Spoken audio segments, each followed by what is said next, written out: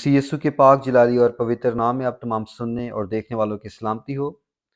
कलाम मुक़द्दस में से आज का हवाला मुक़द्दस पौलुस रसूल का पहला खत करंथियों के नाम 10वां बाब और उसकी 11वीं और 12वीं आयत। ये बातें उन पर इबरत के लिए वाक़या हुईं और हम आखिरी ज़माना वालों की नसीहत के वास्ते लिखी गईं। बस जो कोई अपने आप को कायम समझता है वो खबरदार रहे कि गिर ना पड़े। पाक कलाम का पढ़े और सुने जाने पर खुदावंद की बरकत हो। आमीन। खुदावंद का शुक्र हो। जी हाँ अजीज़ों, तो पाक कलाम में से आज जो हवाला हमने पढ़ा सुना है उसमें मुक़द्दस पौलुस रसूल हमारा ध्यान दो बातों की तरफ लगा रहे हैं।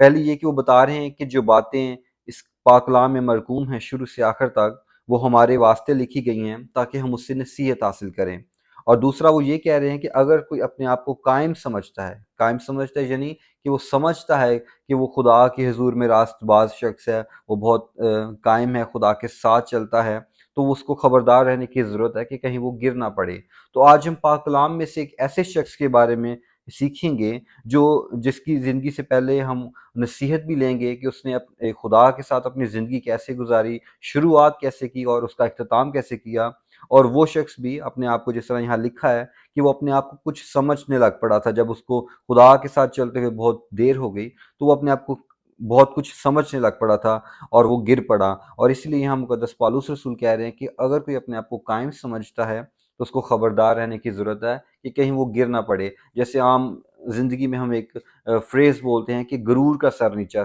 हमें बहुत सारी चीज़ों का गुरूर होता है, हमें दौलत का, अच्छे रहन-सहन का, गाड़ियों का, रुपए पैसे का, सिर्फ़ इन्हीं चीज़ों का नहीं, दुनियावी चीज़ों का नहीं, हमें रूहानी चीज़ों का भी गुरूर होता है कि हम बहुत अच्छे प्रस्तार हैं, बहुत बहुत अच्छे प्रीचर हैं, हम बहुत अच्छे रास्तबाज़ हैं। जिस तरह अगर हमें याद हो, खुदावंद यीशु मसीह ने एक तमसील कही कि 2 शख्स हैकल में दुआ करने के लिए गए, एक फरीसी और गुनाहगार था। तो जो फरीसी था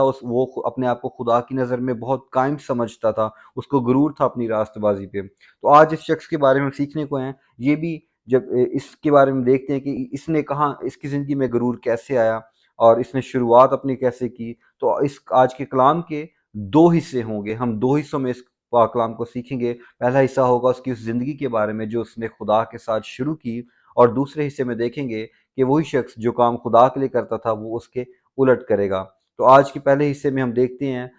चलेंगे हम पुराने अहदनामा में दूसरी तवारीख की किताब और उसका 14वां बाब है। उसमें से हम सीखेंगे आसा बादशाह के बारे में कि जिसने अपनी ज़िंदगी को खुदा के साथ शुरू किया। और देखते हैं, आज देखेंगे आज के पाक कलाम में कि उसने अपनी ज़िंदगी में जब वो खुदा के साथ उसने चलना शुरू किया तो उसने अपनी ज़िंदगी में क्या-क्या तब्दीलियाँ की, क्या-क्या इस्तिलाहात की, क्या-क्या चीज़ें उसने, किन चीज़ों का कौन-सी चीज़ें उसने अपने मुल्क में, अपने इर्द-गिर्द, अपनी फैमिली में बदली हैं। तो अगर हम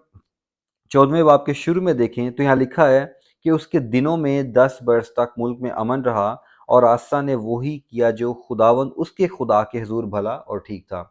जब हम खुदा के साथ चलना चाहते हैं तो जब हम खुदा को अपनी ज़िंदगी दे देते हैं तो हम वही काम करते हैं जो उसके नज़दीक भले और ठीक मालूम होते हैं। और इसने भी वही किया जो खुदा के हुजूर भला और ठीक था। और इसी सबब से लिखा है कि उसके दिनों में 10 बरस तक मुल्क में अमन रहा। हम जानते हैं कि अगर हम पहला सलातीन और उसका चौथा बाब पढ़ें तो हम देखते हैं कि सुलेमान बादशाह ने भी जब हुकूमत शुरू की तो उसके दौरे हुकूमत में भी मुल्क में और आस-पास के मुल्कों में अमन और अमान था। उसके सबके साथ अच्छे ताल्लुकात थे। बिज़नेसमैन जितने भी लोग उसके मुल्क में काम कर रहे थे, सब खुश थे। तो ये इसका मतलब है कि ये एक अच्छा बादशाह था, जिसकी वजह से इसके मुल्क में अमन और अमान था। वो अदरवाइज़ अगर हम आज के दौर में देखें, हर मुल्क किसी न किसी मुल्क के साथ जो है उसका किसी न किसी बात पे झगड़ा है। तो लेकिन इसके दिनों में लिखा है कि 10 वर्ष तक मुल्क में अमन रहा। इसका मतलब है कि ये बहुत अच्छा बादशाह था। इसका मतलब खुदा इससे खुश था जिसकी वजह से इसकी ज़िंदगी में अमन और अमान था। और हम आगे देखते हैं, तीसरी आयत में अगर हम देखें तो लिखा है कि इसने अजनबी मज़हबों को, ऊँचे मकामों को और लाटों को गिरा दिया और जसीरतों को काट डाला। तो अब नया-नया जोश है, खुदा का मसा है ज़िंदगी में, खुदा की हज़ूरी है, खुदा के साथ चल रहा है। तो इसने क्या किया, इसने एक और काम किया है, वो ये कि इसने सारे बुतों को, लाटों को, यसीरतों को काट डाला है। इसने उन ऊँचे मुकामों को दूर किया जो इसके बाप-दादा से चले आ रहे थे, वो जिन गैर खुदाओं की परस्तिश करते थे, उनकी इबादत करते थे, इसने उनको भी दूर किया है। और आगे हम चलें तो देखते हैं कि इसने पूरे फिर चौथी आयत में लिखा है कि इसने यहूदा को हुक्म किया کہ خداوند اپنے باپ دادا کے خدا کے طالب ہو اور شریعت اور فرمان پہ عمل کرو۔ تو ہم ایک اور چیز دیکھتے ہیں کہ جب ہم خدا میں آ جاتے ہیں، جب ہم خدا کے ساتھ ساتھ چل رہے ہوتے ہیں، تو ہم خود نہیں بلکہ ہم لوگوں کو بھی تاکید کرتے ہیں کہ بھئی آپ بھی خدا کے ساتھ چلیں۔ ہم چاہتے ہیں کہ وہ بھی ویسے ہو جائیں جیسے ہم ہیں، کہ ہم خدا کی عبادت کریں، اس کے حکموں کو مانیں، اس کی شریعت پر عمل کریں اور پورے دل سے خدا کے طالب ہوں۔ تو اس سے پہلے جو ہے اس کے باپ دادا ہیں وہ بت پرستی میں تھے، تو لوگ بھی اس طرف مائل ہو گئے تھے، اس لیے اس نے حکم کیا پورے یہودا کو کہ اب تم زندہ خدا کی طرف کیا کرو، اس کے طالب ہو اور اس کے حکموں کو، اس کی شریعت پر عمل کرو۔ تو ہم اس باب میں تھوڑا سا آگے چلیں، اگر ہم 8ویں آیت سے آگے پڑھیں تو اب ایک ایسا مقام آیا ہے جہاں اس کو جنگ کا سامنا ہے۔ تو ہم دیکھتے ہیں کہ جب یہ خدا کے ساتھ ساتھ چل رہا ہے تو ہم آج وہ چیزیں دیکھ رہے ہیں کہ جب یہ خدا کے ساتھ چلتے ہوئے اس کا خدا کے ساتھ تعلق کیسا تھا، یہ خدا کے لیے کیا کیا کام کر رہا ہے۔ پہلے اس نے کیا کیا ہے کہ اس کے ملک میں امن و امان رہا ہے، یہ سب وہ کام بھلے کر رہا ہے جو خدا کے نزدیک بھلے ہیں، ٹھیک ہیں۔ یہ اس نے پورے یہودا میں یہ منادی کرائی ہے کہ سارے جو ہیں زندہ خدا کے جو ہے وہ طالب ہو جائیں، اور اس نے بت پرستی کو ختم کیا ہے، اس نے اونچے مقاموں کو ڈھا دیا ہے، یہ سیرتوں کو کاٹ ڈالا ہے۔ تو اب جہاں ہم 8ویں آیت سے آگے دیکھیں تو لکھا ہے کہ اس کو جنگ کا سامنا ہے۔ کوشی جو لوگ ہیں وہ ان سے تعداد میں زیادہ ہیں، ان سے ڈبل ہیں، تو اس کا خدا پر اتنا تعلق ہے، اس کا خدا کے ساتھ اتنا مضبوط رشتہ ہے، گہرا تعلق ہے، یہ اس کا خدا پر اتنا توکل ہے کہ اگر ہم 11ویں آیت پڑھیں تو اس نے لکھا ہے کہ اس نے خداوند اپنے خدا سے فریاد کی اور کہا، اے خداوند، زور آور اور کمزور کے مقابلہ میں مدد کرنے کو تیرے سوا اور کوئی نہیں۔ دیکھیے اس کو کتنا گہرا، اس کو کتنا بڑا توکل ہے اس کا خدا پر، اس کو کتنا یقین ہے خدا پر کہ یہ اتنے وثوق سے خدا سے کہہ رہا ہے کہ زور آور اور کمزور کے مقابلہ میں مدد کرنے کو تیرے سوا اور کوئی نہیں ہے۔ اور آگے کہتا ہے کہ اے خداوند ہمارے خدا، تو ہماری مدد کر، کیونکہ ہم تجھ پر بھروسہ رکھتے ہیں اور تیرے ہی نام سے اس سمبو کا سامنا کرنے آئے ہیں۔ یعنی اس نے اپنی ساری جنگ جو ہے خدا کے ہاتھ میں دے دی، اس نے اپنی ساری فکر، اپنی پریشانی خدا کو دے دی ہے کہ خداوند تو ہی کرے گا، تو ہی ہمیں اس جنگ میں فتح دے گا، تیرے علاوہ ہم اس جنگ میں ہم فتح نہیں حاصل کر سکتے۔ اس کا اتنا گہرا اس خدا پر اتنا جو ہے بڑا توکل ہے، اتنا وہ خدا پر یقین رکھتا ہے کہ خدا اسے کامیابی بخشے گا۔ تو اگر ہم 16ویں آیت پڑھیں تو 12ویں آیت پڑھیں تو وہاں لکھا ہے کہ پس خداوند نے آسا اور یہودا کے آگے کوشیوں کو مارا اور کوشی بھاگے، یعنی اس کی دعا سن لی گئی۔ اور یہاں لکھا ہے کہ خدا نے ان کوشیوں کو مارا ان کے آگے، یہ نہیں لکھا کہ خدا نے ان کو قوت دی، طاقت دی اور خدا نے انہیں ان کا کسی اور طریقے سے مدد کی۔ لکھا ہے کہ خدا نے خود کوشیوں کو مارا اور کوشی ان کے آگے بھاگے، یعنی اس کی دعا سن لی گئی کہ اس کا ایمان جو اتنا مضبوط تھا خدا کے ساتھ، اس کا رشتہ اتنا گہرا تھا کہ خدا نے اس کی دعا کو سن لیا۔ پھر آگے ہم تھوڑا سا آگے جائیں، 15ویں باب کی پہلی آیت پڑھیں تو وہاں لکھا ہے کہ خدا کی روح ایک نبی پر جس کا نام عزریہ بن اود ہے اس پر نازل ہوئی ہے، اور وہ آسا سے ملنے کو گیا ہے، اور اس نے آ کر کیا کہا ہے، اس نے کہا کہ آئے آسا اور سارے یہودا اور بنیامین میری سنو۔ یعنی خدا نے جو پیغام اس نبی کے ذریعہ بھیجا ہے تو کہہ رہا ہے کہ میری سنو کہ خداوند کیا کہتا ہے۔ تو خدا اس سے کہتا ہے کہ خداوند تمہارے ساتھ ہے جب تک تم اس کے ساتھ ہو، اور اگر تم اس کے طالب ہو تو وہ تم کو ملے گا، پر اگر تم اسے ترک کرو تو وہ تم کو ترک کرے گا۔ یعنی خدا ہمارے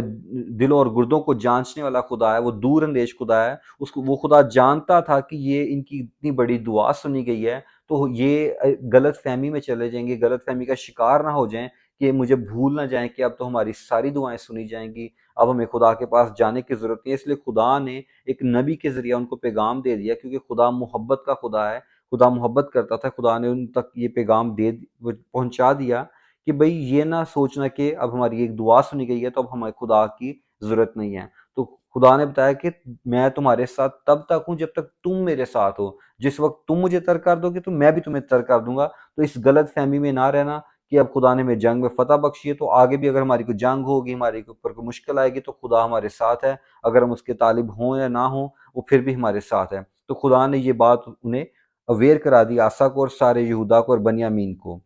اور 8ویں آیت اگر ہم پڑھیں 15ویں باب کی تو لکھا کہ جب آسا نے ان باتوں اور اود نبی کی باتوں کو نبوت کو سنا تو اس نے ہمت باندھ کر یہودا اور بنیامین کے سارے ملک سے اور ان شہروں سے جو اس نے افرائیم کے کوہستانی ملک سے لے لیے تھے مکروہ چیزوں کو دور کر دیا، اور خداوند کے مذبح کو جو خداوند کے اس سارے کے سامنے تھا پھر بنایا۔ تو ہم یہاں دیکھتے ہیں کہ جب ہم خدا کے ساتھ چلتے ہیں تو پھر ہم خدا کے لوگوں کی بات پر ان کی بات کا آنر بھی کرتے ہیں، وہ چاہے خادم ہو، وہ نبی ہو، وہ کوئی بھی ہو، جس طریقے سے بھی خدا کا پیغام ہم تک ملے، ہمیں پہنچے، ہم اس کی عزت کرتے ہیں۔ تو اس نے کیا کیا ہے، اس نے اس کی بات کو سنا اور لکھا کہ اس نے ہمت باندھ کر یہودا اور بنیامین کے سارے ملک اور ان شہروں سے جو افرائیم کے کوہستانی ملک ہیں، اس نے وہاں سے ان ساری مکروہ چیزوں کو دور کیا اور خدا کے مذبح کو اس نے بنایا۔ تو اس نے اس بات کوئی آنر کی کہ جو خدا نے اس کو پیغام پہنچایا تھا، اس نے اس بات کا آنر کیا۔ پھر ہم اور 11ویں آیت دیکھیں 15ویں باب کی، تو لکھا ہے کہ اور انہوں نے اسی وقت اس لوٹ میں سے جو وہ لائے تھے خداوند کے حضور 700 بیل اور 7,000 بھیڑیں قربان کی۔ تو ایک اور چیز ہم دیکھتے ہیں کہ جب ہم خدا کے ساتھ چلتے ہیں، جب ہم خداوند میں اتنے مسرور ہوتے ہیں، تو پھر ہم خداوند کے کاموں کے لیے جو ہے دیتے وقت گھبراتے نہیں ہیں، ہم اپنا ہاتھ نہیں پیچھے کھینچتے، ہم خوشی سے خداوند کے لیے دیتے ہیں، ہم اس کی بادشاہی کے لیے، اس کے کاموں کے لیے ہم خوشی سے دیتے ہیں۔ اور اس نے یہاں کتنے بیل قربان کیے، اس نے 700 بیل اور 7,000 بھیڑیں قربان کی ہیں۔ تو اس نے خوشی سے خداوند کے لیے اتنی بڑی قربانی کی ہے، کیونکہ اس کا دل ابھی خدا میں ہے، وہ خدا کا مسا اس کے اوپر ہے، وہ خدا میں بڑا پرجوش ہے کہ وہ اپنی زندگی کو خدا کے ساتھ انجوائے کر رہا ہے، اس کی دعائیں سنی جا رہی ہیں، وہ خدا کے نبی کی عزت کر رہا ہے، وہ خدا اس کی زندگی میں بڑے طریقے سے کام کر رہا ہے، اور اس لیے اس نے خدا کے لیے اتنی بڑی قربانی کی ہے۔ اور اگر سے تھوڑا سا پیچھے جائیں تو لکھا ہے کہ اس نے یہاں تک کہ لوگوں کو یہ بھی کہا تھا کہ اگر کوئی خداوند اور اس کا خدا 9ویں آیت میں لکھا ہے، اور اس نے سارے یہودا اور بنیامین کو اور ان لوگوں کو جو افرائیم اور منسی اور شمعون میں سے ان کے درمیان بود و باش کرتے تھے اکٹھا کیا، کیونکہ جب انہوں نے دیکھا کہ خداوند اس کا خدا اس کے ساتھ ہے، تو وہ اسرائیل میں بکثرت اس کے پاس چلے آئے، اور اور اس کی سلطنت کے 15ویں برس کے تیسرے مہینے میں یروشلم میں جمع ہوئے۔ اور اس نے یہ ان کے ساتھ لکھا کہ اور وہ اس عہد میں شامل ہو گئے تاکہ اپنے سارے دل اور اپنی ساری جان سے خداوند اپنے باپ دادا کے خدا کے طالب ہوں۔ اور کیا لکھا ہے، کوئی بڑا چھوٹا مرد عورت جو بھی ہے، لکھا ہے کہ اگر وہ خدا کا طالب نہ ہو تو وہ قتل کیا جائے۔ اس نے اتنا سخت ایک حکم بھی دیا کہ اگر کوئی زندہ خدا کا طالب نہ ہو تو وہ قتل کیا جائے۔ اس نے اتنا سخت لو پاس کیا ہے۔ اور پھر ہم ایک اور چیز دیکھتے ہیں 16ویں آیت میں، اور لکھا ہے کہ آسا بادشاہ کی ماں ماکا کو بھی اس نے ملکہ کے منصب سے اتار دیا۔ کیوں؟ کیونکہ اس نے یسیرت کے لیے ایک مکروہ بت بنایا ہوا تھا۔ اب یہ ایک ایسا پوائنٹ ہے کہ جب بات آتی ہے فیملی پہ، جب آپ خدا کے ساتھ چلتے ہیں اور ہم دیکھتے ہیں کہ جب ایک شخص پورے خاندان میں خدا کے ساتھ ہے اور پورا خاندان جو ہے وہ خدا سے دور ہے، ان کی اسپرچل لائف جو ہے وہ ڈسٹرب ہے، وہ خدا چرچ گوئنگ نہیں ہے، دعا میں نہیں ہے، کلام میں نہیں ہے، تو جب ایک شخص جو خدا کے ساتھ چل رہا ہے اور اس کو کوئی ایسا ڈیسیجن لینا پڑے، تو یہ پڑھنے میں تو بات بہت آسان لگتی ہے کہ اس نے اپنی ماں کو ملکہ کے منصب سے اتار دیا، لیکن یہ کتنی مشکل کی بات رہی ہوگی۔ ہم نہیں جانتے کہ کیا اس کے خاندان میں کوئی لڑائی ہوئی ہوگی کہ اس نے خدا کے لیے اتنا بولڈ ڈیسیجن لیا کہ اس نے اپنی ماں کو ملکہ کے منصب سے اتار دیا ہے۔ وہ خدا کے نام کی اتنی غیرت رکھتا تھا کہ اس نے اپنی ماں کی بھی پرواہ نہیں کی، کیوں لکھا؟ کیونکہ اس نے ایک یسیرت کے لیے مکروہ بت بنایا ہوا تھا۔ تو جب ہم خدا میں آ جاتے ہیں، پھر ہم خدا کے علاوہ کسی کی پرواہ نہیں کرتے، ہماری پریورٹی خدا ہوتی ہے، ہم وہ کام کرتے ہیں جس طرح شروع میں ہم نے پڑھا ہے کہ اس نے وہ سب کام کیے 14ویں باب کی پہلی آیت میں، دوسری آیت میں، کہ جو کام خدا کی نظر میں ٹھیک اور بھلے تھے اس نے وہ کیے۔ پھر ہم دنیا کی پرواہ نہیں کرتے، ہم دنیا کو خوش نہیں کرتے، پھر چاہے وہ ہماری ماں باپ بہن بھائی دوست عزیز جو بھی ہوں، ہم خدا کے لیے کھڑے ہو جاتے ہیں اور خدا کے نام کی غیرت رکھتے ہیں۔ اور لکھا ہے کہ اس نے جو اس کی ماں نے یہ سیرت کے لیے ایک مکروہ بت بنایا تھا، اس کو صرف اس کو کیا کیا، اس کو کاٹ کر اسے چور چور کیا، اور اسے لکھا کہ وادی قدرون میں اس کو جلا دیا۔ اور ہو سکتا ہے کہ یہ جو بت تھا یہ سونے کا، کوئی چاندی کا، پیتل کا، کوئی بہت قیمتی دھات کا بنا ہو، کیونکہ ایک بادشاہ کے گھر میں تھا تو ایک معمولی سا تو نہیں ہو سکتا۔ تو اس نے خدا کی غیرت رکھتے ہوئے اپنی ماں کو ملکہ کے منصب سے اتارا، اور اس بت کو بھی اس نے جلا ڈالا چور چور کر کے، جو اس کی ماں جس کی پرستش کرتی تھی۔ تو یہ کچھ پوائنٹس ہیں جن کو ہم نے دیکھا آسا بادشاہ کی زندگی میں آج کے کلام میں، کہ جب یہ بادشاہ بنا ہے تو یہ اس کے باپ دادا جو ہیں وہ بت پرست تھے، لیکن یہ خود جو ہے خدا کے ساتھ چلنے والا تھا، خدا کے حضور چلنے والا تھا۔ تو اس میں ہم ایک اور چیز دیکھتے ہیں کہ بعض اوقات لوگوں کو لگتا ہے کہ شاید ہمارے گھر کا ماحول اچھا نہیں، میں جس کمیونٹی میں جاتا ہوں تو پتہ نہیں میں خدا کے ساتھ چل پاؤں گا یا نہیں۔ تو اس میں ہمیں ایک سیکھنے کو ملتا ہے کہ جب ہم خدا کے ساتھ چلنا چاہتے ہیں، ہمیں اس چیز کی پرواہ نہیں ہونی چاہیے کہ ہماری فیملی چرچ جاتی ہے نہیں جاتی، وہ دعا کرتے ہیں نہیں کرتے، پاک کلام پڑھتے ہیں نہیں پڑھتے۔ ہم جب خدا کے ساتھ چلنا چاہتے ہیں تو ہم خود سے فیصلہ کرتے ہیں اور ہم خود کھڑے ہوتے ہیں۔ تو اس نے بھی یہی کیا ہے کہ اس نے وہ سارے کام کیے جو خدا کی نظر میں بھلے اور ٹھیک تھے۔ اس نے اونچے مقاموں کو، یسیرتوں کو ختم کیا ہے، مذہبوں کو ڈھا دیا جو غیر قوموں کے خداؤں کے لیے تھے۔ اس کے بعد اس نے پورے یہودا کو حکم کیا، تاکید کی کہ آپ سب زندہ خدا کے طالب ہو اور اس کی شریعت پر عمل کرو۔ پھر اس کو جب جنگ کا سامنا ہے تو اس نے خدا سے مدد مانگی، اور خدا نے اس کی مدد کی اتنی بڑی جنگ میں اس کو فتح بخشی جہاں پہ لوگ ان سے ڈبل تھے۔ تو اس کا مطلب ہے کہ جب ہم خدا کے ساتھ چلتے ہیں تو خدا بھی ہمارے ساتھ چلتا ہے، وہ ہمیں بڑی بڑی جنگوں میں فتح بخشتا ہے، پھر وہ ہماری جنگیں لڑتا ہے۔ پھر اس کے بعد ہم دیکھتے ہیں کہ جب خدا نے ایک نبی کو اس کے پاس بھیجا تو اس نے اس کو ٹھکرایا نہیں، اس نے اس کو آنر کیا، اس کی بات کو مانا ہے، اور اس کی بات کو مانتے ہوئے اس نے ملک میں سے دیگر اور جو علاقے ہیں وہاں سے اس نے ساری مکروہ چیزوں کو دور کر کے خدا کے لیے اس نے مذبح بنایا ہے۔ اور اس کے بعد اس نے پھر ایک لا پاس کیا کہ جو زندہ خدا کا طالب نہیں ہوگا وہ قتل کیا جائے،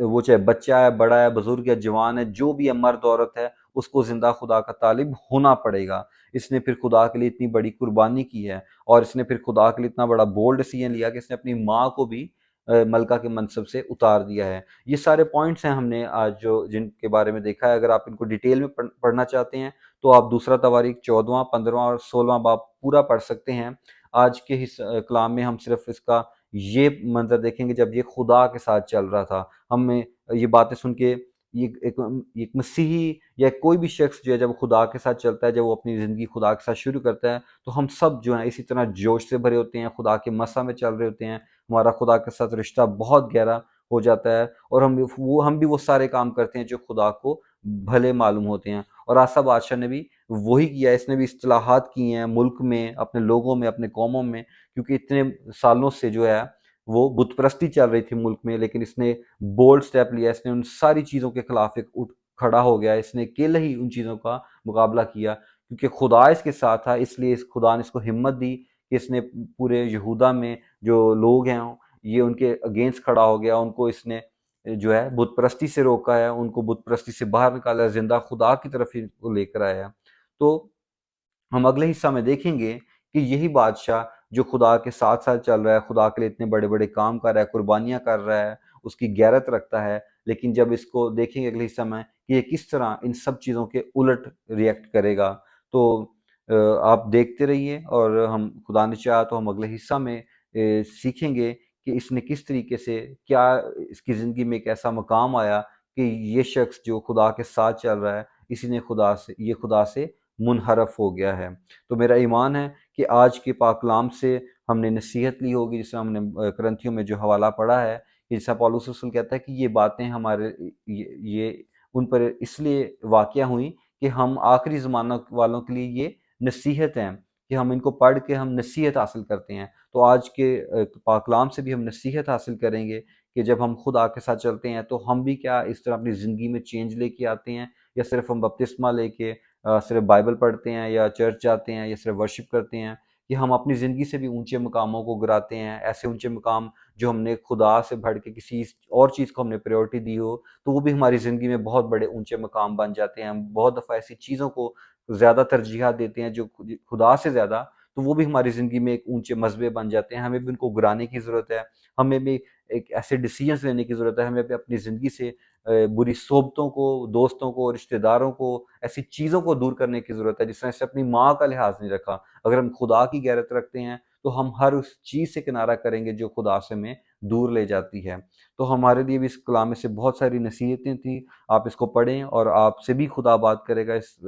پاک کلام کی وسیلہ سے۔ اور اگلے حصہ میں آپ کے ساتھ شیئر کروں گا کہ جب اس کی زندگی میں ایک ایسا مقام آیا کہ یہ انہی ساری چیزوں سے خود کی وجہ سے خدا سے منحرف ہو گیا۔ خداوند آپ سبوں کو آج کے پاک کلام کی وسیلہ سے بڑی برکت دے۔